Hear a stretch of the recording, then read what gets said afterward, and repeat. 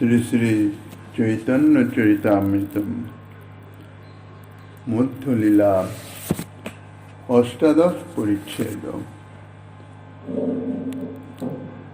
যস্তু নারায়ণং দেবং ব্রহ্ম রুদ্রাদি দৈবতৈ সমত্তেনৈব বিক্ষেত স্বপাষণ্ডী ভবেৎ ধ্রুবম।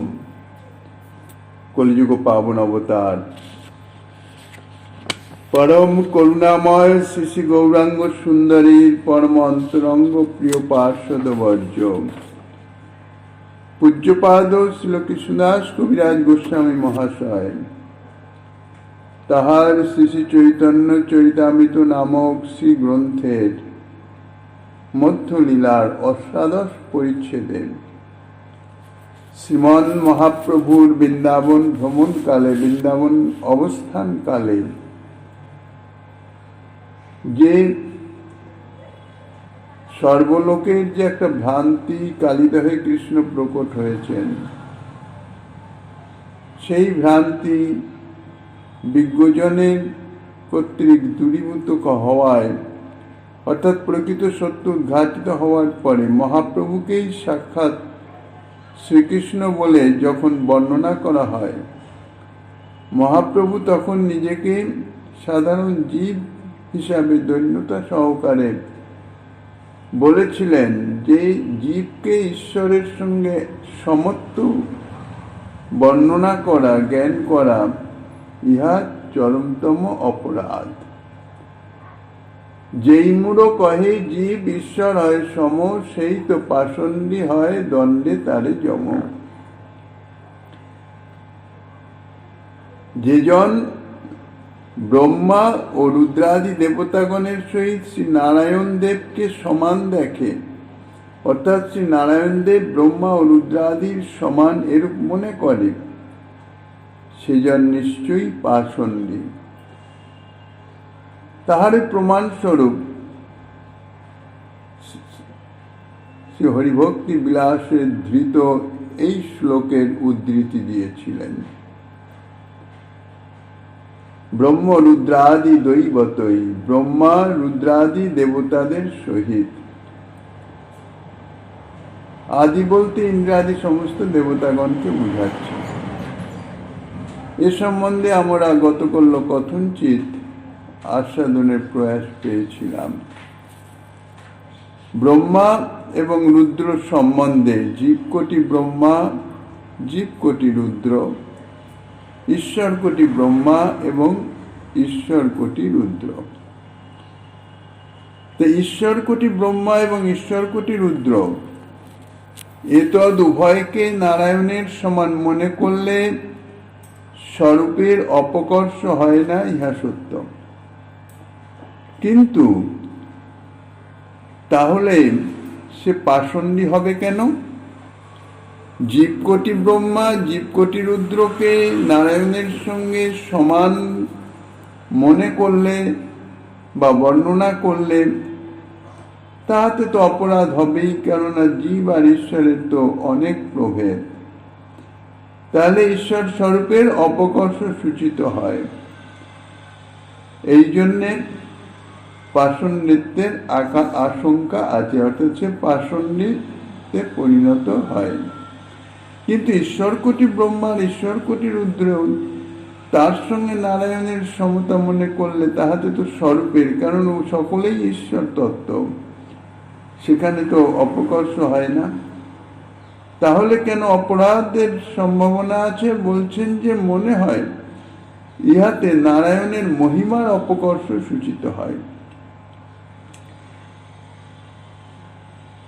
ব্রহ্মা, শিব এবং নারায়ণ অর্থাৎ বিষ্ণু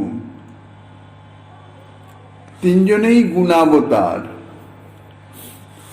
তার মধ্যে নারায়ণ হচ্ছেন কিন্তু গুণাতীত, ত্রিগুণাতীত। মায়িক গুণের সঙ্গে তার কোনো সংস্রব নাই। হরিহি নির্গুণ সাক্ষাৎ পুরুষ প্রকৃতে পরঃ, স সর্বদিক উপদ্রষ্টা তং ভজান নির্গুণ ভবেৎ। অর্থাৎ শ্রীহরি স্বয়ং গুণাতীত, নির্গুণ, তাহার ভজনেই জীব নির্গুণ বা গুণাতীত হতে পারে।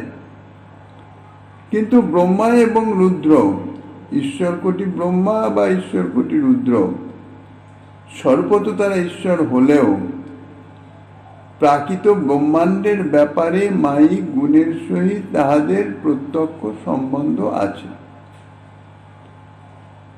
কেননা ব্রহ্মা রজগুণের দ্বারা সৃষ্টি করেন, রজগুণে আশ্রয় করে তিনি তার দ্বারা সৃষ্টি কার্য করেন, আর রুদ্র তমগুণের আশ্রয়ের দ্বারা তমগুণের দ্বারা সংহার কার্য সমাধান করেন। এখন যদি বলা যায় জগতের পালন কর্তা যে বিষ্ণু, তিনিও তো গুণাবতার, বিষ্ণুর সঙ্গেও তো মায়িক সত্যগুণের যোগ আছে। মায়িক সত্যগুণের যোগে তিনি জগৎকে পালন করেন। যেহেতু এক পরম পুরুষই প্রকৃতির সত্য, রজ এবং তমগুণকে অঙ্গীকার করে যথাক্রমে হরি অর্থাৎ বিষ্ণু, বিরিঞ্চি অর্থাৎ ব্রহ্মা এবং হর অর্থাৎ শিব বা রুদ্র নামে অভিহিত হয়ে এই বিশ্বের সৃষ্টি, স্থিতি এবং লয় করে থাকেন। সত্যং রজস্তম ইতি প্রকৃতির গুণাস তৈর যুগত পর পুরুষ এক ইহাস দত্তে স্থিতা দয়ে হরি বিরিঞ্চি হরেতি সংজ্ঞা শ্রেয়াংশি তত্র খলু সত্য তনর নীলাংশু। শ্রীমদ্ ভাগবতে বলেছেন। তো এই অবস্থায় কেবল ব্রহ্মা এবং রুদ্রের সঙ্গে এই মায়িক গুণের সংযোগ আছে একথা বলা হচ্ছে কেন? বিষ্ণুর গুণ সংযোগের কথা কেন বলা হচ্ছে না? এই প্রশ্ন স্বাভাবিক আসতেই পারে।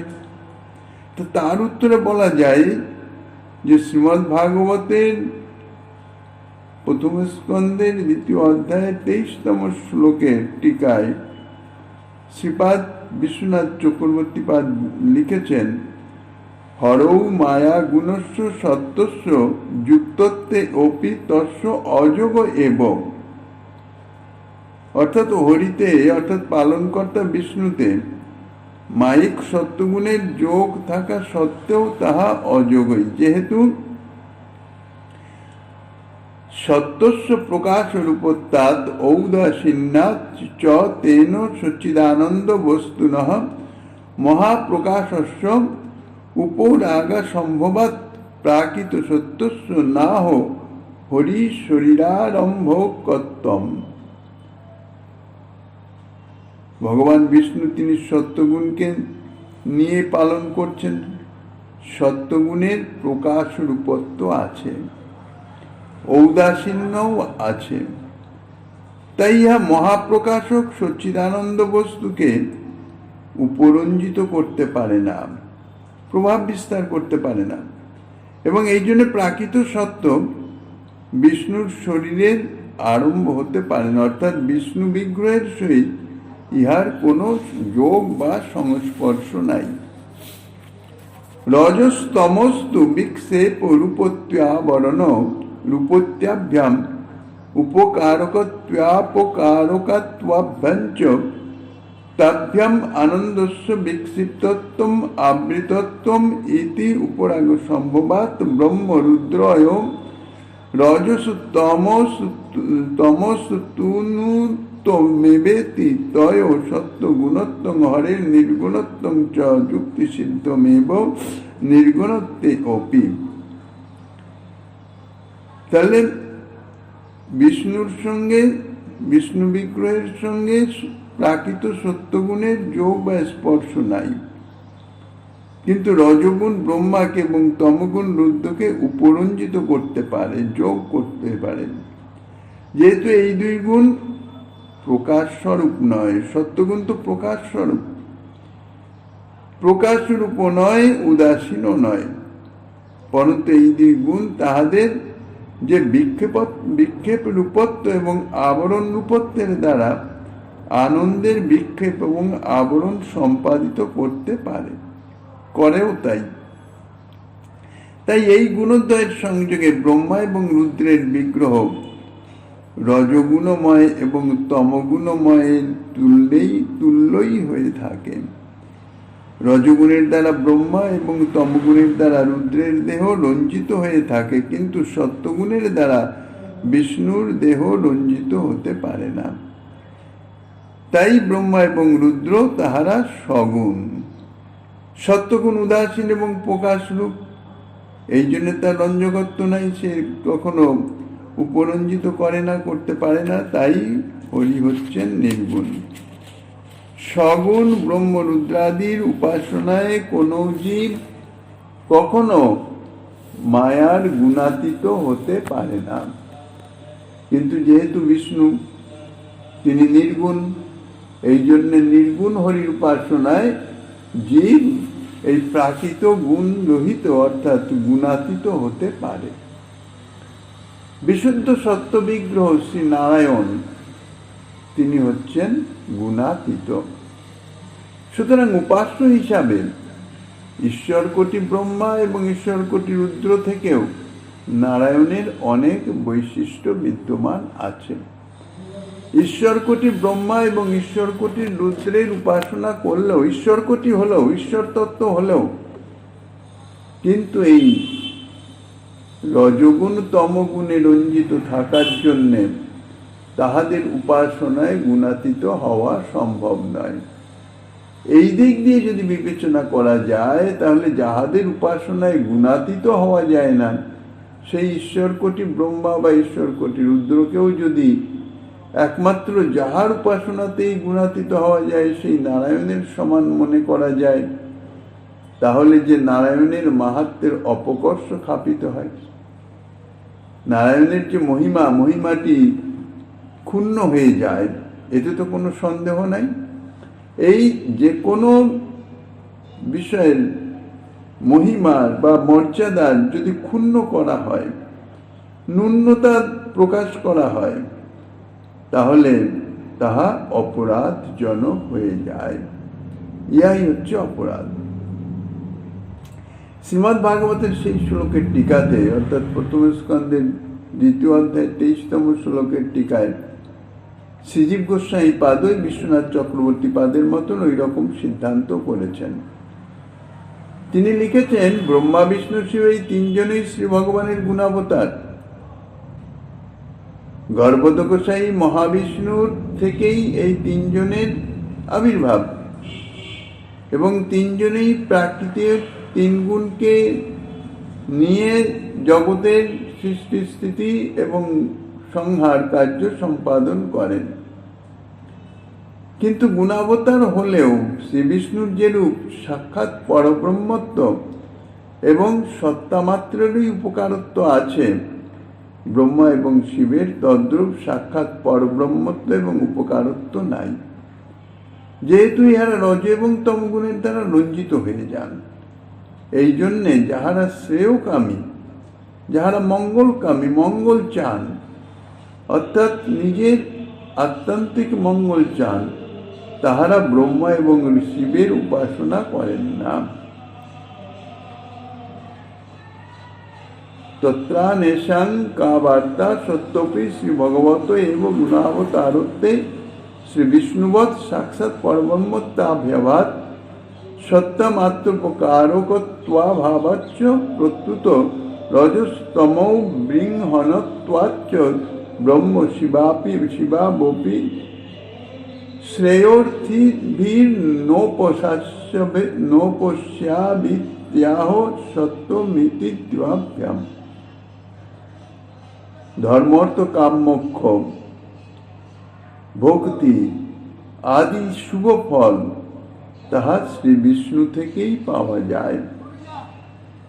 উপাধি দৃষ্টিতে ব্রহ্মা ও শিবের সেবা করলে রজ এবং তমগুণের প্রভাবে ধর্ম অর্থ কাম এটা পাওয়া যেতে পারে, কিন্তু পাওয়া গেলেও সে সমস্ত বিশেষ সুখদ হয় না, পরিণামে বিনাশকারী হয়ে যায়।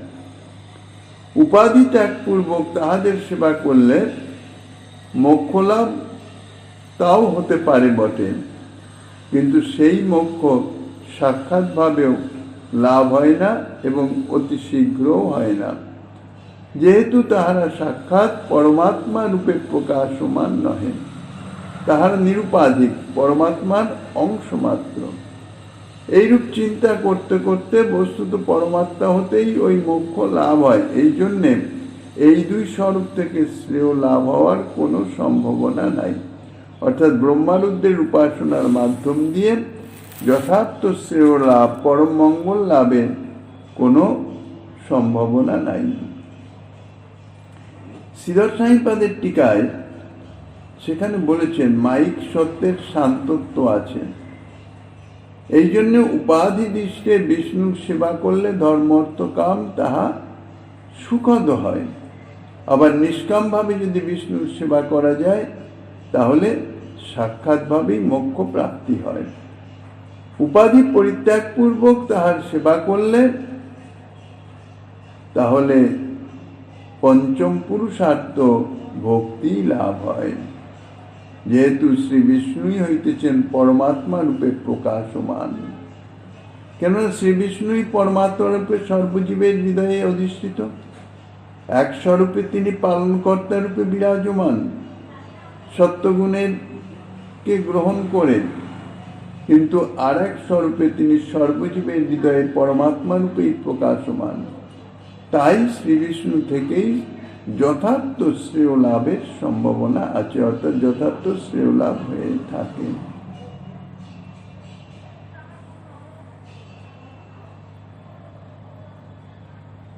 শ্রীমদ্ ভাগবতের যে শ্লোক পার্থিবাদ দারুণ ধূমস তস্মাদ অগ্নিশ ত্রয়ীময় তমসস্তু রজস তস্মাৎ সত্যং যদ ব্রহ্ম দর্শনম, এই শ্লোকেও তম অপেক্ষা রজগুণের এবং রজ অপেক্ষা সত্যগুণের প্রাধান্যের কথা বলে ব্রহ্মা ও শিব অপেক্ষা বিষ্ণুর উৎকর্ষের কথাই বলা হয়েছে। এই উৎকর্ষের কারণ সম্বন্ধে টিকায় শ্রীজীব গোস্বামী বলেছেন যে শ্রী বিষ্ণু হলেন সাক্ষাৎ পরমাত্মা, কিন্তু শ্রী ব্রহ্মা বা শ্রী শিব সাক্ষাৎ পরমাত্মা নহেন। তাহাদের স্বরূপ যে রজ তমগুণের দ্বারা বিক্ষিপ্ত এবং আবৃত, এই জন্যে তারা পরমাত্মাও নন, তারা জীবের যথার্থ শ্রেয় দান করতেও সমর্থ নন।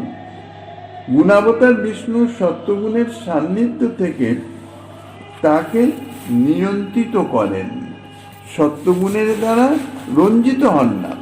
সত্যগুণকে সঙ্গে নেন ঠিকই, কিন্তু সত্যগুণ তার উপর কোনো প্রভাব বিস্তার করতে পারে না।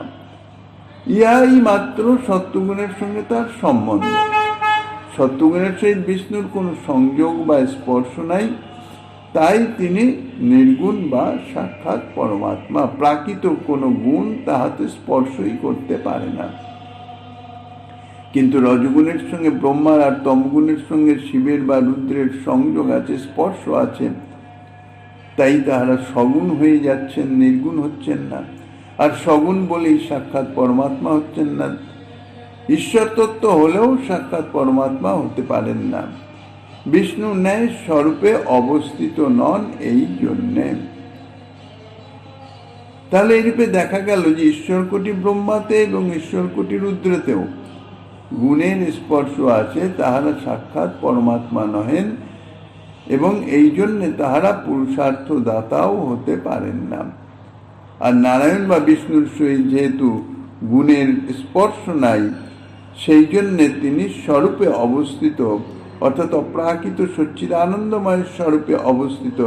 সুতরাং সাক্ষাৎ পরমাত্মা পরম পুরুষার্থ পর্যন্ত, অর্থাৎ পরম পুরুষার্থ ভক্তি পর্যন্ত তিনি দান করতে সমর্থ।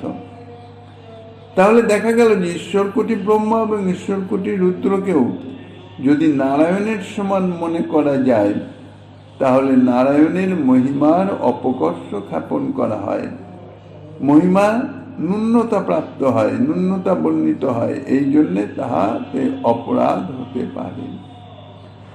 এ প্রসঙ্গে স্মরণ রাখবার বিষয় এই যে জীবকোটি ব্রহ্মা বা জীবকোটি শিবের সঙ্গে নারায়ণের যে ভেদ, তা হচ্ছে স্বরূপগত ভেদ। স্বরূপে নারায়ণ তিনি অপ্রাকৃত সচ্চিদানন্দ ঘন, স্বয়ং ঈশ্বর, ঈশ্বর তত্ত্ব। আর জীবকোটি ব্রহ্মা বা জীবকোটি রুদ্র তান্না স্বরূপত ঈশ্বর নন, ঈশ্বরের জীব শক্তি, তার থেকেই জীব স্বরূপে তিনি ব্রহ্মপদ অধিষ্ঠিত হন সৎকর্মের ফলে। তাহলে স্বরূপতই ভেদ, তাহা হইতেছে স্বরূপগত ভেদ। নারায়ণ হলেন ঈশ্বর, আর ব্রহ্মার জীব বা ইন্দ্রাদি দেবতাগণ তাহারা স্বরূপত হচ্ছেন জীব।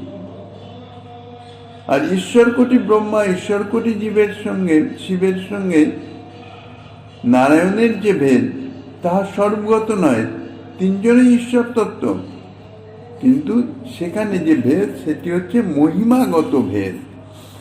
স্থলে ব্রহ্মা, শিব এবং নারায়ণ সকলেই স্বরূপত আনন্দ স্বরূপ, অপ্রাকৃত চিন্ময় ঈশ্বর স্বরূপ।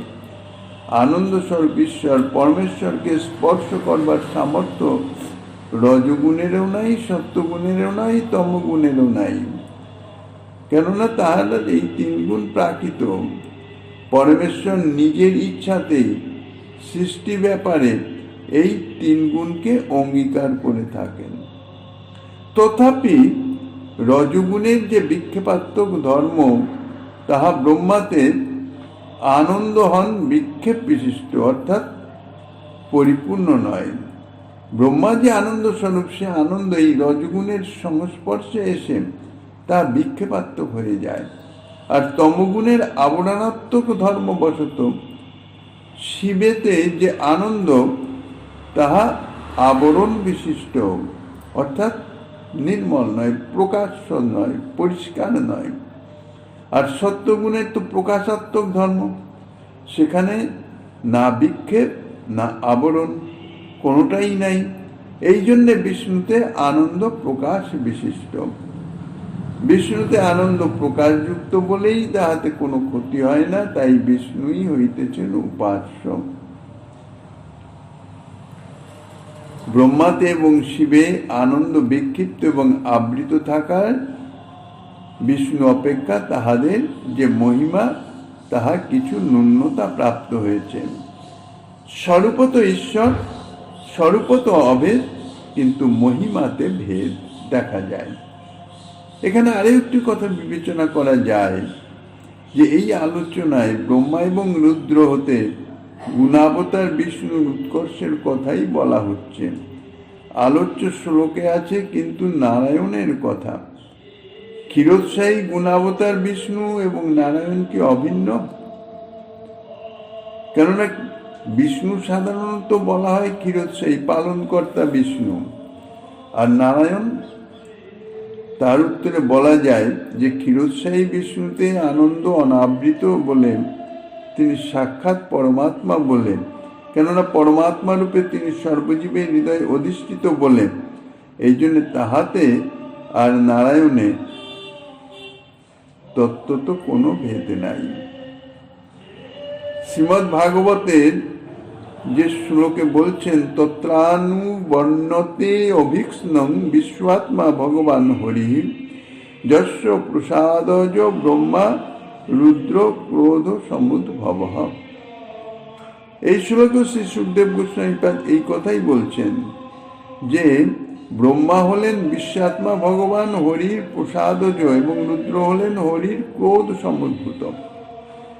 এসলে গুণাবতার ব্রহ্মা এবং রুদ্রের কথাই বলা হচ্ছে, কিন্তু গুণাবতার বিষ্ণুর কথা কিছুই বলা হয় না। ইহাতেই বোঝা যায় যে গুণাবতার বিষ্ণু ও নারায়ণ হরি এতদুভয়ের মধ্যে যথার্থ কোনো ভেদ নাই। পরমাত্মার সন্দর্ভে এই শ্লোকটি উদ্ধৃত করে শ্রীজীব গোস্বামীপাদ তাই লিখেছেন যে ব্রহ্মা নারদকে বলছেন, তাহা কর্তৃক নিয়োজিত হয়ে আমি এই বিশ্বের সৃষ্টি করে থাকি। হর এবং শিব তাহার বশ্যতাপন্ন হয়েই এই বিশ্বের সংহার করে থাকেন। সেই ত্রিশক্তির ধৃত নিজেই পুরুষ অর্থাৎ বিষ্ণু রূপে জগতের পালন করে থাকেন। এই শ্লোকের টিকায় শ্রীধর স্বামীপাদ তিনি লিখেছেন যে পালনন্তু স্বয়মেব করতি ইতিহাও বিশ্বমিতি পুরুষ রূপেণ বিষ্ণু রূপেণ। অর্থাৎ বিষ্ণুরূপে তিনি নিজেই বিশ্বের পালন করে থাকেন। মহোপনিষদেও একথাই আছেন। সেই হরি ব্রহ্মা দ্বারা সৃষ্টি করেন, রুদ্র দ্বারা সংহার করেন, তাহার উৎপত্তি ও লয় নাই। সেই হরি পর অর্থাৎ শ্রেষ্ঠ এবং পরমানন্দ স্বরূপ। এই শ্রুতি বাক্যেও বিশ্বের পালনকর্তা বিষ্ণুর পৃথক উল্লেখ না থাকায় স্পষ্টই বোঝা যায় যে শ্রীহরি নিজেই বিশ্বের পালন করেন, অন্য কাহারও দ্বারা পালন করেন না। তিনিই বিষ্ণুরূপে পালন করেন। এই সমস্ত প্রমাণ থেকে জানা যায় গুণাবতার বিষ্ণুতে এবং নারায়ণ হরিতে কোনো রকম ভেদ নাই। কিন্তু ঈশ্বরকোটি ব্রহ্মা বা ঈশ্বরকোটি রুদ্রের সঙ্গে বিষ্ণু বা নারায়ণের স্বরূপগত ভেদ না থাকলেও মহিমাগত ভেদ বা অধিষ্ঠানগত ভেদ বিদ্যমান আছে। এখানে আবার আর একটা প্রশ্নের উদয় হতে পারে। শ্রী শ্রী চৈতন্য চরিতামৃতের এই যে শ্লোকই, তাতে বলা হচ্ছে নারায়ণের সঙ্গে ব্রহ্মা রুদ্রাদির সমতা মনন করলেই সে পাষণ্ডী হয়। কিন্তু নাম অপরাধ প্রকরণে বলা আছে, যেখানে নাম অপরাধ বর্ণিত আছে, দশমিত নাম অপরাধ, সেখানে একটি নাম অপরাধ বলা হয়েছে শিবস্য শ্রী বিষ্ণুর যা ইহ গুণ ও নামাদি কমলম ধিয়া ভিন্নং পশ্যেত সকলু হরি নামাহিত কর। অর্থাৎ শ্রী শিবের এবং শ্রী বিষ্ণুর গুণ ও নামাদিকে যদি ভিন্ন মনে করা হয় তাহলেই অপরাধ হয়। তাহলে এই শ্লোকের টিকাতে শ্রীপাদ সনাতন গোস্বামীপাদ তিনি লিখেছেন আদি শব্দের রূপ ও লীলাদি। তাহলে কি বোঝা যাচ্ছে যে শ্রীহরির নাম রূপ গুণ লীলাদির সঙ্গে শ্রী শিবের নাম রূপ গুণ লীলাদিকে যদি পৃথক মনে করা হয় তাহলে অপরাধ হয়। তাহলে এইরূপে দেখা যাচ্ছে যস্তু নারায়ণং দেবং ব্রহ্ম রুদ্রাদি দৈবতই সমত্তেনৈব বিক্ষেত সপাষণ্ডী ভবে ধ্রুবম। এই যে শ্লোক এখানে বলা হয়েছে, এই শ্লোকে শিবস্য শ্রী বিষ্ণুর য ইহ গুণ নামাদি কমলম ধিয়া ভিন্নং পশ্যেত সকলু হরি নামাহিত কর, এই শ্লোক পরস্পরের বিরোধী। কারণ একটাতে বলছেন যে নারায়ণের সঙ্গে ব্রহ্মারুদ্রাদির সমতা বললে সে পাষণ্ডী, সে যমদণ্ডের ভাগী হয়। আর এই নাম অপরাধ প্রসঙ্গে বলছেন শ্রী বিষ্ণুর সঙ্গে, শ্রী বিষ্ণুর নাম গুণ ইত্যাদির সঙ্গে শ্রী শিবের নাম গুণাদি ইত্যাদি ভিন্নতা যদি বলা হয়, কেউ যদি ভিন্ন মনে করে, ভিন্ন দেখে, তাহলে তার অপরাধ হয়। এর সমাধান কি? শ্লোকটি দুটোতেই পরস্পর বিরুদ্ধ ভাব। সমাধান হচ্ছে এই যে এখানে যে বলছেন শ্লোকে যে যস্তু নারায়ণং দেবম, এই শ্লোকে যে সাম্য মননকে অপরাধজনক বলা হয়েছে তা হচ্ছে মহাত্মের সাম্য মনন। আর নাম অপরাধ প্রকরণে যে ভেদ মনন অপরাধজনক বলা হচ্ছে তা হইতেছে স্বরূপগত ভেদ মনন। তফাৎ হচ্ছে এখানে ঈশ্বরকোটি শিবের কথাই বলা হয়েছে। ঈশ্বরকোটি শিবে এবং শ্রীহরিতে স্বরূপত তো কোনো ভেদ নাই। বস্তুত শ্রীমন মহাপ্রভু বলেছেন ঈশ্বরত্বে ভেদ মানিলে হয় অপরাধ। একই ঈশ্বর ভক্তের ধ্যান অনুরূপ একই বিগ্রহে ধরে নানা প্রকার রূপ। তাহলে নাম অপরাধ যে হচ্ছে সেটি হবে ব্রহ্মা রুদ্র এবং বিষ্ণুর সঙ্গে স্বরূপত ভেদ জ্ঞান করলেন। তিনই ঈশ্বর, অর্থাৎ ঈশ্বরকোটি ব্রহ্মা, ঈশ্বরকোটি রুদ্র আর শ্রীনারায়ণ বা বিষ্ণু, তিনই ঈশ্বর তত্ত্ব। এখানে যদি স্বরূপগত যদি ভেদ মানা হয় তাহলেই হবে অপরাধ। বিভিন্ন ভগবৎ স্বরূপ হলেন স্বয়ং ভগবান শ্রীকৃষ্ণেরই বিভিন্ন প্রকাশ এবং তাহারা সকলেই শ্রীকৃষ্ণের বিগ্রহেই অবস্থিত। এ সমস্ত ভগবৎ স্বরূপ রূপে রসিক শেখর শ্রীকৃষ্ণই পৃথক পৃথকভাবে অনন্ত রস ও বৈচিত্র্যে আস্বাদন করিতেছেন। এইভাবে বিভিন্ন রসবৈচিত্র্যের আস্বাদনের নিমিত্তই অনাদিকাল থেকে তার অনন্ত রূপে আত্মপ্রকাশ। সুতরাং এই সমস্ত বিভিন্ন ভগবৎ স্বরূপও যেমন তা থেকে ভিন্ন নন, আর এই সমস্ত ভগবৎ স্বরূপের নাম গুণ লীলাদিও তার নাম গুণ লীলাদি থেকে বাস্তবিক পৃথক নহে। কারণ উভয় স্বরূপ তো অপ্রাকৃত চিন্ময় তত্ত্ব। অপ্রাকৃত চিন্ময় তত্ত্ব তো ভিন্ন হতে পারে না, নাশবান হতে পারে না, তত্ত্ব তো এক। নাম নৃসিংহাদির রূপ বা বিগ্রহ হলো তত্ত্বরূপে শ্রীকৃষ্ণেরই বিগ্রহ। শ্রীকৃষ্ণই ওই স্বরূপের প্রকটিত হন। সুতরাং রাম নৃসিংহাদির নামও হল তত্ত্বরূপে তাহারই নাম, এবং রাম নৃসিংহাদির লীলাদিও হল তত্ত্বরূপে সেই শ্রীকৃষ্ণেরই লীলা। শ্রী শিবই তাহারই প্রকাশ, এক প্রকাশ। সুতরাং শ্রী শিবের নাম রূপ গুণ লীলাদিও শ্রী শিব রূপে শ্রীকৃষ্ণেরই নাম রূপ গুণ লীলাদি। এইখানে ভেদ মনন করলে তাহা অপরাধজনক। এই অবস্থায় শিবের নাম গুণ রূপ লীলাদিকে শ্রী বিষ্ণুর নাম রূপ গুণ লীলাদি থেকে যদি তত্ত্বত পৃথক মনে করা হয়, তাহলে শ্রীকৃষ্ণ থেকে শিবকে পৃথক বা স্বতন্ত্র এক তত্ত্ব বলে মনে করা হয়। সমস্ত ভগবৎ স্বরূপ সবই মূলত সেই শ্রীকৃষ্ণ থেকেই আবির্ভূত। তত্ত্ব তো এক, কিন্তু যদি তত্ত্ব স্বরূপ যেমন এক, তেমনি তার নাম গুণ রূপ লীলা সবই এক। এতে যদি ভেদ মনন করা হয়, যদি ভিন্ন মনন করা হয়, তাহলে ভিন্ন এক ঈশ্বরের কথা বলা হয়। তাহলে ঈশ্বর তত্ত্বে যে ভিন্নতা মনে হচ্ছে, অন্য এক ঈশ্বর, স্বতন্ত্র ঈশ্বর বলে যদি বলা হয় শ্রী শিবকে, কারণ না তাকে ভিন্ন বললেই তাতে স্বতন্ত্রতা প্রকাশিত হয়ে যায়, তাহলে সেক্ষেত্রে তত্ত্ববিরোধী বলে তাহা অপরাধজনক, নাম অপরাধজনক।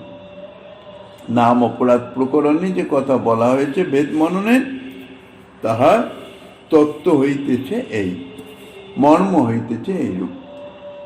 পরম বোমে অনন্ত কোটি বৈকুণ্ঠ ধামে অনন্ত ভগবৎ স্বরূপে বিরাজমান রাম নৃসিংহ ইত্যাদি সমস্ত ভগবৎ স্বরূপই আনন্দ ঘন বিগ্রহ।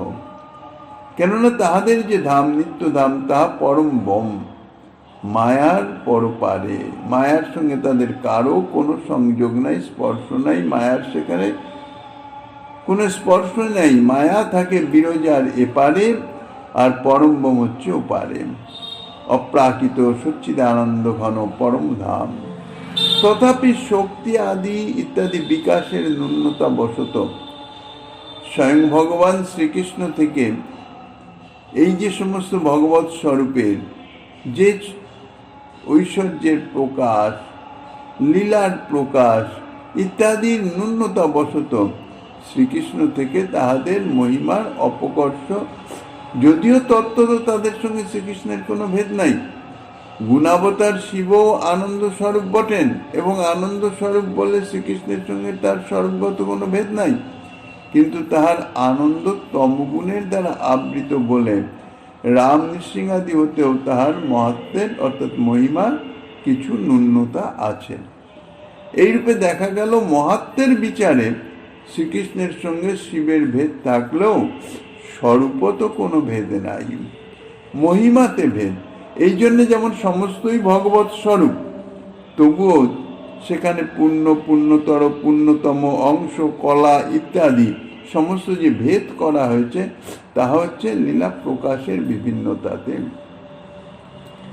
পূর্বেই বলা হয়েছে যে শ্রী শিবের নাম গুণাদিকে শ্রীকৃষ্ণের নাম গুণাদি থেকে পৃথক মনে করলে শ্রী শিবকে পৃথক তত্ত্ব অর্থাৎ স্বতন্ত্র ঈশ্বর বলে মনে করা হয়।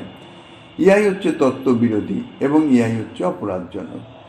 স্বতন্ত্র নয়, ভিন্ন নয়। অন্য ভগবৎ স্বরূপগণ স্বরূপত শ্রীকৃষ্ণ হতে অভিন্ন হলেও তাহাদের মধ্যে ন্যূন শক্তি বিকাশ বশত তাহাদের শ্রীকৃষ্ণের অংশ বলা হয়। শ্রীকৃষ্ণ হচ্ছে তাহাদের অংশী। এতে চাংশ কলা পুংস কৃষ্ণস্তু ভগবান স্বয়ং। অংশীর সেবাই হচ্ছে অংশের স্বরূপগত ধর্ম, অর্থাৎ মূল অংশী। তার সেবাতেই সদা সর্বদাই যে অংশ তার নিয়োজন থাকে, অর্থাৎ সর্বগত তার সেটাই কাজ। অংশ ভগবৎ স্বরূপ রূপে শ্রীকৃষ্ণ স্বয়ংরূপের মাধুর্য আস্বাদনের জন্যেও লালায়িত, কিন্তু ভক্তভাব ব্যতীত মাধুর্য আস্বাদন তো সম্ভব নয়। তাই শ্রীকৃষ্ণের সম্বন্ধে অন্য সকল ভগবৎ স্বরূপেরই হচ্ছে ভক্তভাব। অবতার গণের ভক্তভাবে অধিকার। সমস্ত যে অবতার তাহা মূল অর্থাৎ শ্রীকৃষ্ণই সেই সব স্বরূপে আবির্ভূত হয়ে নিজেরই মাধুর্য লীলারস ইত্যাদি আস্বাদন করেন। ব্রহ্মরুদ্রাদি শ্রীকৃষ্ণের সম্বন্ধে ভক্ত স্বভাব। তাই শ্রীমদ্ ভাগবত বলেন বৈষ্ণবানাং যথা শম্ভু। বৈষ্ণব শ্রেষ্ঠ হচ্ছেন রুদ্রদেব, কেননা সেই ঈশ্বর কোটি রুদ্র হলেও তিনি ভক্তভাবে আবির্ভূত। শ্রীজীব গোস্বামীপাদও এইরূপ সিদ্ধান্ত করেছেন। শ্রী শিবের এবং শ্রীহরির নাম গুণাদির ভেদ মননে যে অপরাধ হয় বলে নাম অপরাধ প্রকরণে বলা হয়েছে, তৎসম্বন্ধে শ্রীমদ্ ভাগবতের শ্লোকের টিকায় পার্থিবাদ তারুণ ধূম ইত্যাদি শ্লোকের টিকায় শ্রীজীব গোস্বামীপাদ লিখেছেন, শ্রী বিষ্ণুর এবং শ্রী শিবের ভেদ মননে যে নরকগমনের কথা বলা হয়েছে তাহা ঐকান্তিক বৈষ্ণব শাস্ত্রের কথা নহে, অনৈকান্তিক বৈষ্ণব শাস্ত্রের কথা। তাহা উহার অনৈকান্তিক বৈষ্ণবদের সম্বন্ধনীয় কথা, অর্থাৎ যাহারা শ্রী উপাস্য ব্যতীত অন্য কোনো স্বরূপের ভজন পূজনাদি করেন না, এই উক্তিটি তাদের সম্বন্ধে। যেহেতু পদ্মপুরাণাদিতে উহার বিপরীত উক্তি দৃষ্ট হয়। যিনি ব্রহ্মরুদ্রাদি দেবতাকে নারায়ণের সমান মনে করেন তিনি নিশ্চয়ই পাষণ্ডী। এই প্রসঙ্গে শ্রীজীব গোস্বামীপাদ বিষ্ণু ধর্মোত্তরের একটি উপাখ্যানের উল্লেখ করেছিলেন। তাহা হচ্ছে যে বিশ্বক্সেন নামে একজন ঐকান্তিক বিষ্ণু ভক্ত ব্রাহ্মণ ছিলেন। নানা স্থানে তিনি ভ্রমণ করতে করতে করতে করতে কোনো এক গ্রামাধ্যক্ষের পুত্রের সহিত তার মিলন হয়। গ্রামাধ্যক্ষের অর্থাৎ সেই গ্রামের অধ্যক্ষের যে পুত্র, সে তাকে বললেন, আমাদের স্থানে লিঙ্গরূপী মহাদেব আছেন, পূজা করতে এখন আমি অসমর্থ হয়েছি, আপনি একটু পূজাটা করে দিন। বিশ্বক্সেন বললেন যে আমি শ্রীহরির একান্ত ভক্ত, অন্য দেবতার পূজা তো আমি করি না। তখন সেই গ্রামাধ্যক্ষের পুত্র অত্যন্ত ক্রোধান্বিত হয়ে যান এবং তার শিরচ্ছেদ করবার জন্য উদ্যত হন। বলেন যে আমার আদেশ যদি না পালন করেন তাহলে আপনার শিরচ্ছেদ করে দিব, অর্থাৎ আপনাকে মৃত্যুদণ্ড। এখন বিশ্বক্সেন তখন ভাবছেন যে আমার এর হাতে মৃত্যু, এটা কখনোই উচিত নয়, এর হাতে মরা হবে না, যে কোনো অবস্থায় এর হাতে মৃত্যু নিলে আমার নিরয়গামী হতে হবে। তখন তিনি শিবালয়ে গেলেন, গিয়ে পূজায় বসে, তিনি ছিলেন নৃসিংহদেবের ভক্ত, তিনি শ্রী নৃসিংহায় নম বলে শ্রী ইষ্টদেব নৃসিংহের পুষ্পাঞ্জলি ইস্তত বিক্ষিপ্ত করতে লাগলেন। তাতে সেই গ্রামাধ্যক্ষের পুত্র তার সেই কাজ দেখে, অর্থাৎ শিবের পূজা না করে তার এই অভিষ্ট নৃসিংহেরই পূজা করতে লাগছেন, তা দেখে রুষ্ট হয়ে পুনরায় তার শিরচ্ছেদ করতে উদ্যত হলেন। তখন শিবলিঙ্গ বিদীর্ণ হয়ে স্বয়ং নৃসিংহদেব তিনি আবির্ভূত হলেন এবং সপরিবারে সেই গ্রামাধ্যক্ষের পুত্রেরই শিরচ্ছেদ করে দিলেন। এই উদাহরণ থেকে এই কথাটি, এই কয়টি বিষয় জানা যায় যে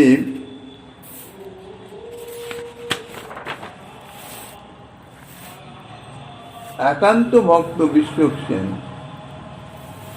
তিনি শিব পূজা করতে সম্মত হন নাই। সুতরাং বোঝা যাইতেছে তার উপাস্য নির্গুণ নৃসিংহদেব থেকে তিনি সগুণ শিবকে ভিন্ন মনে করেছেন। শিবলিঙ্গের সাক্ষাতে বসে তিনি শ্রী ইষ্টদেব নৃসিংহদেবেরই পূজা করলেন, শিবের পূজা করলেন না। শিবের পূজা না করে নৃসিংহদেবের পূজা করাতে শিব রুষ্ট হলেন না, বরং শিবলিঙ্গ থেকেই শ্রী নৃসিংহদেবের আবির্ভূত হয়ে একান্ত ভক্ত বিশ্বক্সেনকে রক্ষা করলেন। এই কয়টি বিষয় থেকে বিশ্বক্সেন সম্বন্ধে যেটা জানা যায় তা হচ্ছে এই: নির্গুণ নৃসিংহ হতে তিনি যে সগুণ শিবের ভেদ মনন করেছেন তাহা হচ্ছে মহাত্মগত ভেদ, স্বরূপগত ভেদ নয়। আর শিবস্থানে নৃসিংহের পূজাতে শিব যে রুষ্ট হন নাই এবং শিবলিঙ্গ থেকেই যে নৃসিংহদেব আবির্ভূত হয়েছেন, এতে বোঝা যায় যে বিশ্বক্সেনের মনের ভাব ছিল নৃসিংহদেব থেকে শিব পৃথক বা স্বতন্ত্র ঈশ্বর নহেন, উভয়ই অভিন্ন। আর এই অভিন্নতা হইতেছে স্বরূপগত বা তত্ত্বগত অভেদ। বিশ্বক্সেন শিব এবং নৃসিংহদেবের মহিমার ভিন্নতা, স্বরূপের অভিন্নতা ইহাই মনে করেছেন। তাই তাহার কোনো অপরাধ হয় না, কারণ স্বরূপ তো একই, কিন্তু মহিমাতে তো ন্যূনতা আছে, এই জন্যে তাতে তার কোনো অপরাধ হয়নি। যদি অপরাধ হতো তাহলে শিবলিঙ্গ থেকে নৃসিংহদেব আবির্ভূত হয়ে তাকে রক্ষা করতেন না। শিবলিঙ্গ থেকেই যে নৃসিংহদেব আবির্ভাব হলেন, তাহলে এই আবির্ভাবের মাধ্যম থেকে তাহারা যে তত্ত্ব তো এক, স্বরূপগত এক, তাহা প্রমাণ হয়ে গেল। আর গ্রামাধ্যক্ষের পুত্র সম্বন্ধে বিবেচনা করে যা পাওয়া যায় তা হচ্ছে যে তিনি নৃসিংহদেব থেকে শিবকে স্বতন্ত্র ঈশ্বর বলে মনে করেছেন।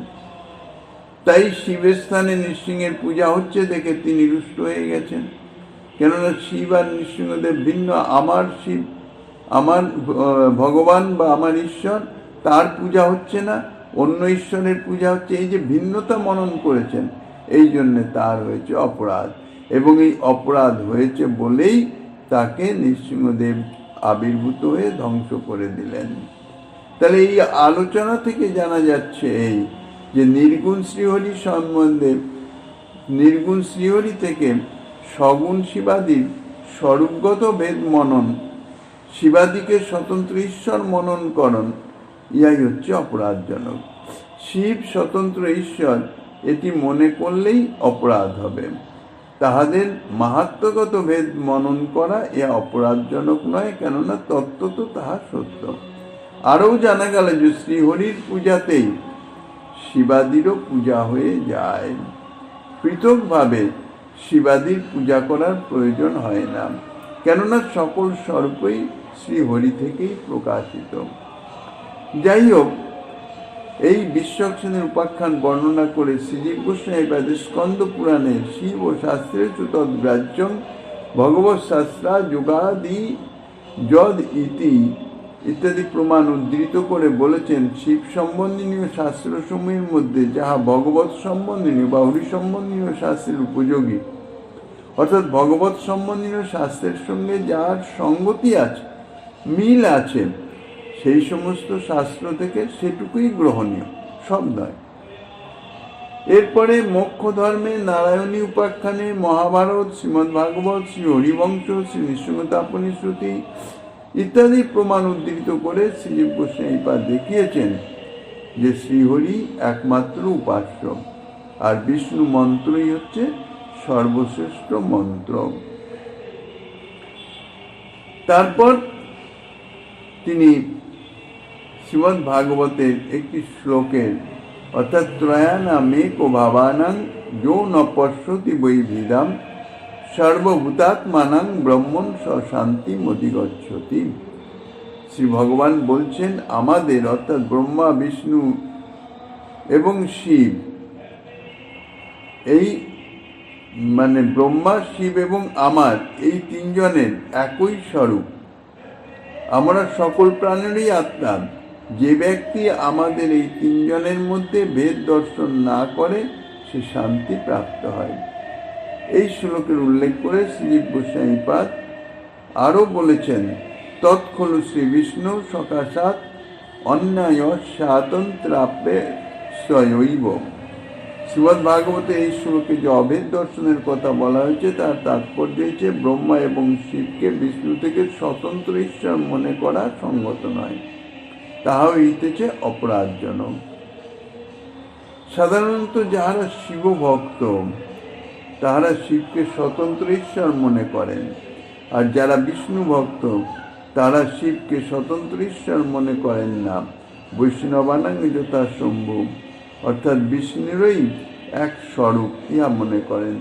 এর সম্বন্ধে আরও বিস্তৃতভাবে যা কিছু আলোচনা গোস্বামীপাদ বর্ণনা করেছেন শ্রীমন মহাপ্রভু কৃপা হলে সে সম্বন্ধে আমি আগামীকাল আস্বাদনের বাসনা রেখে অধ্যকার শ্রী চৈতন্য কথার এখানেই বিশ্রাম।